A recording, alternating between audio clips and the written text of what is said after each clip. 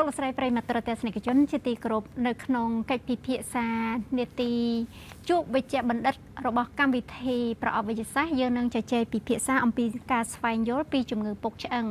លោកអ្នកធ្លាប់បានលើហើយពីជំងឺពុកឆ្អឹងក៏ប៉ុន្តែតកតងទាំងមូលហេតុកត្តាប្រឈមក៏ដូចជាការព្យាបាលយ៉ាងណានោះតាមរយៈកម្មវិធីយើងលោកអ្នកនឹងទទួលបានព័ត៌មានច្បាស់ការ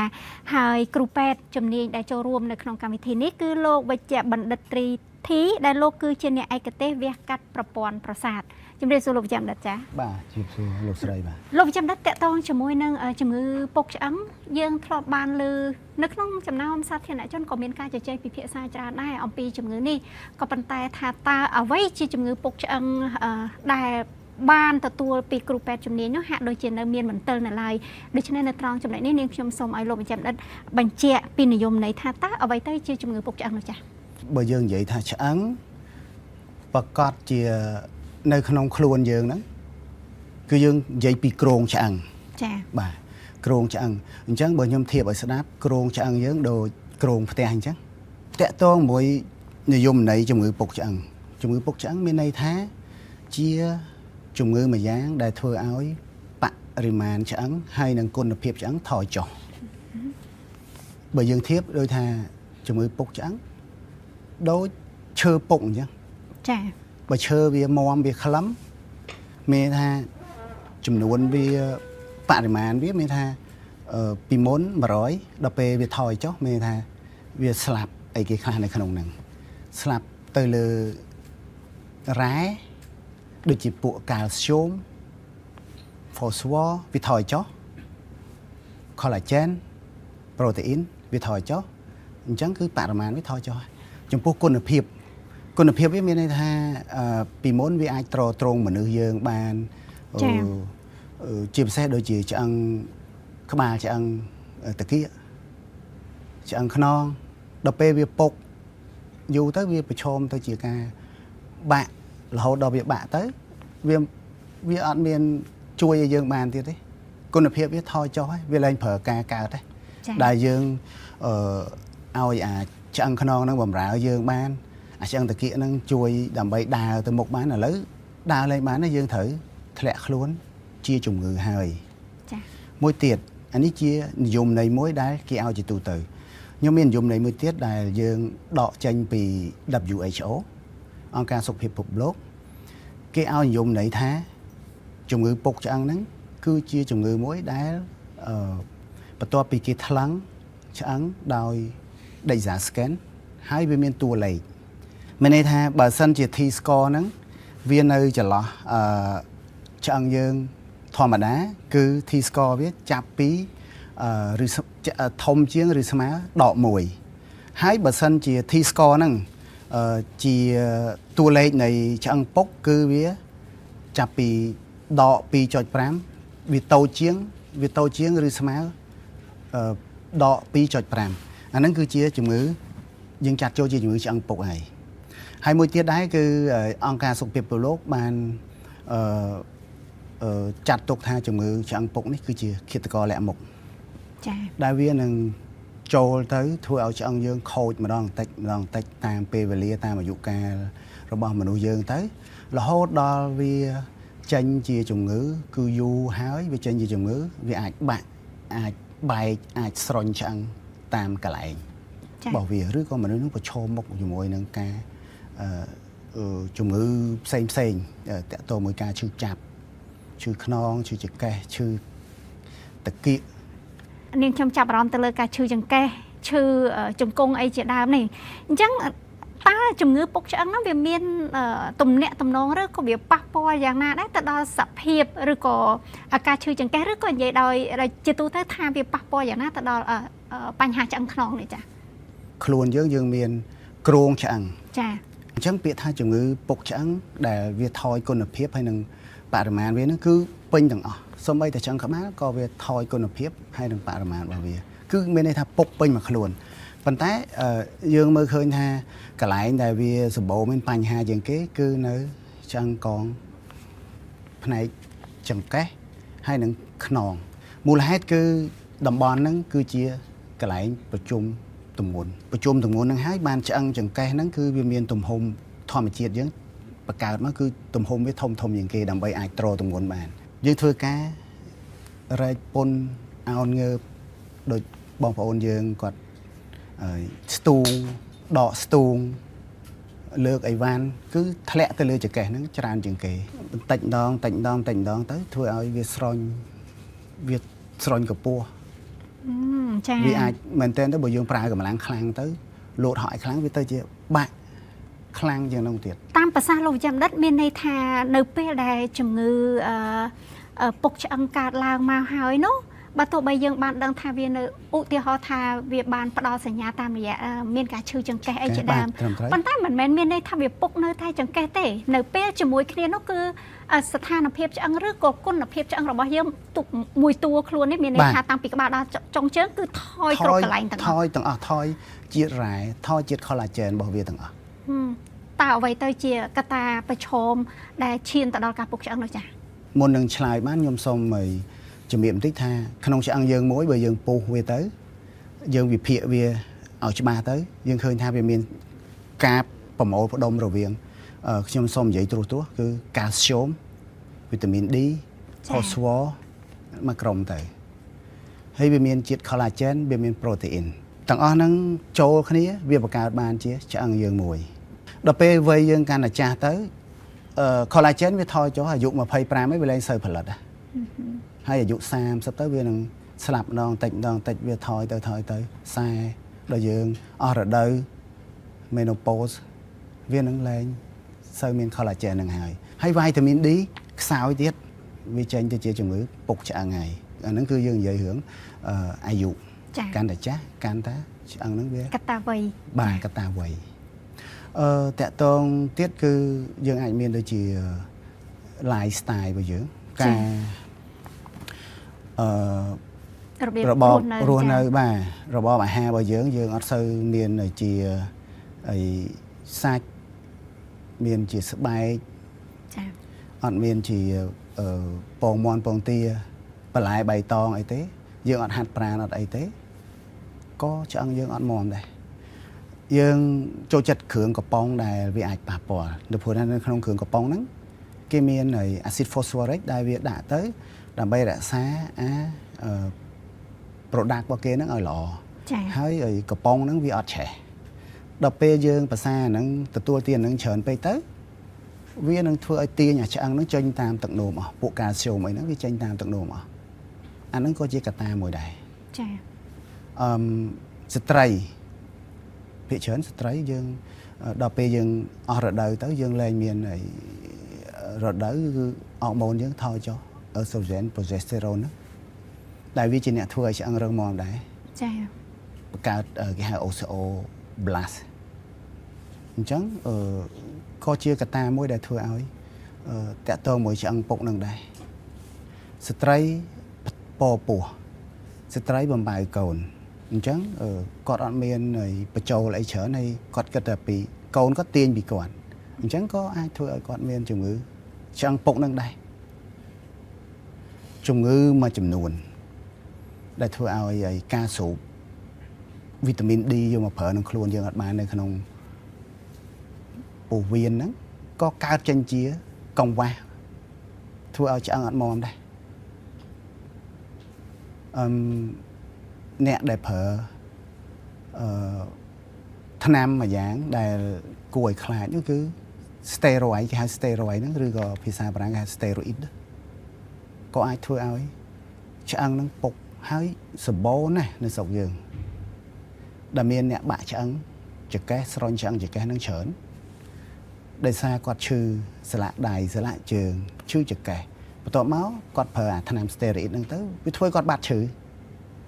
គាត់សុបាយចិត្តតែសុបាយបានតែប្រហែលខែដំបូងទេប្រហែលឆ្នាំដំបូងទេបន្ទាប់មកវានឹងបំផ្លាញគាត់វិញទៅជាជំងឺឆ្អឹងស្ពោតឆ្អឹងពុកលើសឈាមស្បែកស្ដើងជំងឺផ្សេងច្រើនជាងនឹងទៀតបើទោះបីគាត់ប្រើក្រោមវិជ្ជបញ្ជាក៏ដោយវិជ្ជបញ្ជាល្អអាច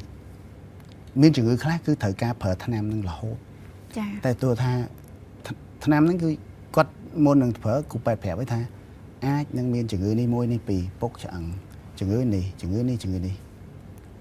គ្រូពេទ្យនឹងជំរាបគាត់មុននឹងការប្រើប្រាស់ ចាមុននេះលោកចាំបញ្ជាក់ថាកតាវ័យគឺជាកតាមួយអញ្ចឹងបើសិនជាយើងនិយាយទៅដល់កតាវ័យ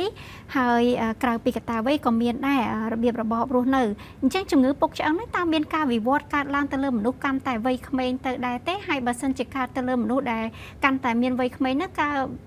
វាមានកតាវាមកពីមូលហេតុអីដែរចាតាមអត្ថបទហើយនឹងការសង្កេតខ្ញុំឃើញថាប្រទេសយើងឬក៏ប្រទេសជឿនលឿនគឺគាត់អត់សូវមានពេលទេពីមុនយើងមានបាយជាលក្ខណៈធម្មកញ្ចប់បាយអីដែលខ្ចប់ស្លឹកឈូកតែឥឡូវនេះយើងមានផ្សេងយើងមានថង់យើងមានអីរបស់កំប៉ុងហើយការងារយើងច្រើនយើងត្រូវការរបៀបលឿនហ្នឹងអត់មានពេលចំអិនអញ្ចឹងយើងត្រូវការរបស់ដែលសម្រួលដល់ការងារយើងឬក៏ធ្វើជីវិតយើងហ្នឹងវាយើងត្រូវទៅបញ្ញាប់ទៅធ្វើការអញ្ចឹងបើយើងមិនទទួលទានគ្រឿងកំប៉ុងហ្នឹងទេអត់មានពេលបើយើងមិនញ៉ាំអាមីកំប៉ុងហ្នឹងទេយើងអត់មានពេលចាអាហ្នឹងជារឿងមួយដែលធ្វើចូលរួមឲ្យមនុស្សយើងហ្នឹងជាពិសេសក្មេងៗគឺមានជំងឺពុកឆ្អឹងក្មេងៗខ្លះទៀតគាត់តមគឺគាត់ចង់ឲ្យរាងគាត់ស្អាតអញ្ចឹងការទទួលទានចូលខ្វះហើយអត់មានបាទអត់គ្រប់ទេអត់មានសាច់អត់មានបន្លែបៃតងអត់មានវីតាមីន D អត់មាន collagen អីចូលទៅទេអញ្ចឹងធ្វើឲ្យគាត់ក៏ជាអ្នកដែលត្រូវកើតជំងឺពុកឆ្អឹងនឹងទាំងក្មេងដែរជំងឺមួយចំនួនទៀតហើយដូចជាជំងឺដែលខ្ញុំបានរៀបរាប់ខាងលើហ្នឹងគឺពោះវៀនគាត់អត់ទាញយកវីតាមីន D នឹងបានអ្នកប្រើថ្នាំតាក់ទងជាមួយនឹងថ្នាំកាពះអីច្រើនក៏អត់មានការស្រូបយកសារជាតិវីតាមីន D ធ្វើឲ្យឆ្អឹងនឹងរឹងមាំបានដែរកាល់ស្យូមហ្នឹងក៏អត់បានស្រូបបានល្អដែរនៅក្នុងកត្តាទាំងឡាយកត្តាប្រឈមឬក៏កត្តាហានិភ័យទាំងឡាយដែលលោកវិជ្ជបណ្ឌិតបានលើកឡើងហ្នឹងវាមានផ្សេងគ្នានៅក្នុងចំណោមហ្នឹងតើបើតាមគ្រូពេទ្យជំនាញតើមួយណាវាប្រឈមមុខខ្ពស់ជាងគេឬក៏ក្រុមណាជាក្រុមប្រឈមមុខខ្ពស់ជាងគេនៅក្នុងការកើតជំងឺពុកឆ្អឹងនេះចា៎បើតាមការស្រាវជ្រាវគឺស្ត្រីដែលអស់រដូវជាក្រុមដែលមានជំងឺពុកឆ្អឹងនឹងច្រើនជាងគេនៅពេលដែលយើងបានដឹងហើយអ្នកវិទ្យាសាស្ត្រក៏បានដឹងដែរថាក្រុមស្ត្រីដែលអស់រដូវហ្នឹងគាត់ជាអ្នកដែលប្រឈមមុខខ្ពស់អញ្ចឹងតើវិទ្យាសាស្ត្រមកដល់ពេលនេះអាចជួយអ្វីពួកគាត់បានដើម្បីកាត់បន្ថយឬក៏ការពារកុំឲ្យពួកគាត់ហ្នឹងប្រឈមជាមួយនឹងជំងឺពុកឆ្អឹងនោះចា៎យើងមានកត្តាច្រើនប៉ុន្តែខ្ញុំមើលឃើញថានៅយើងនិយាយបរិបទស្រុកយើងចំពោះឥឡូវយើងទៅលើយើងអាចរកជំងឺនឹងបានមានថាតែកាលណាយើងរកជំងឺនឹងឲ្យបានកាន់តែលឿនយើងដឹងថាយើងនៅណាយើងចាត់ចែងរបៀបម៉េច management របៀបម៉េចចា៎អញ្ចឹងដែលខ្ញុំយកតាមអង្គការសុខភាពលោក Data scan ហ្នឹងទី1ហើយជា gold standard ហើយដើម្បីរកជំងឺពុកឆ្អឹងពុកកន្លែងណាជាងគេភាគច្រើនគេវាស់ទៅលើចង្កេះឬក៏ក្បាលឆ្អឹងតាគៀកឬក៏ឆ្អឹងដើមដៃដល់ពេលយើងដឹងហើយគាត់ត្រូវទៅជួបជាមួយនឹងពេទ្យជំនាញដើម្បី management ចាត់ចែងរបៀបម៉េចហើយផ្លាស់ប្ដូរការរស់នៅរបស់គាត់របៀបម៉េចនៅក្នុងនឹងដែរខ្ញុំចង់ជំរាបថាការគិតខុសរបស់ប្រជាជនយើងតាមការស្រាវជ្រាវហើយនឹងពិសោធន៍ផ្ទាល់ខ្លួនទាំងខ្ញុំទាំងគេសម្រាប់ប្រជាជនយើងអត់ចូលចិត្តទៅដល់គោទេហើយមែនតែនទៅអាហ្នឹងជាប្រភពរបស់កាល់ស្យូមប្រភពរបស់ឆ្អឹងមាំ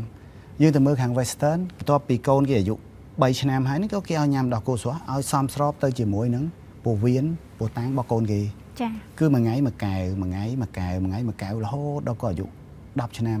20ឆ្នាំ30ឆ្នាំ40ឆ្នាំ60ឆ្នាំរហូតដល់គាត់ចាស់អ្នកណាម្នាក់បើទោះបីសភាពអាចថាឈឺចង្កេះឈឺជង្គង់បានកើតឡើងទៅលើខ្លួនគាត់ក៏ដោយប៉ុន្តែគាត់គិតថាវាជារឿងធម្មតាមួយចាស់ហើយឈឺហើយអញ្ចឹងនៅពេលដែលអ្នកណាម្នាក់គាត់មានជំងឺពុកឆ្អឹងហើយគាត់មិនស្វែងរកការព្យាបាលឲ្យត្រឹមត្រូវនោះថាតើវាប៉ះពាល់យ៉ាងដូចម្តេចដល់គុណភាពជីវិតរបស់គាត់នោះចា៎មែនតើសញ្ញារបស់ជំងឺឈឺចង្កេះហ្នឹង ឈឺចង្កេះខាងក្រោមហ្នឹងឈឺតាមសាច់ដុំហ្នឹងផ្អៀងបត់ឈឺចាក់មកខាងទ្រូងខាងមុខអីហ្នឹងជាសញ្ញានៃជំងឺពុកឆ្អឹងហើយអញ្ចឹងអាចឆ្លើយមកវិញបានថាពេលដែលគាត់ចេះតែបណ្ដែតបណ្ដោយអត់មើលខ្លួនឯងពី early stage ទេពីដំបូងទេគាត់នឹងវិវត្តទៅដល់ការបាក់បែកឆ្អឹងហើយប៉ះពាល់ដល់លុយកាក់ប៉ះពាល់ដល់ការរស់នៅជីវភាពប្រចាំថ្ងៃរបស់គាត់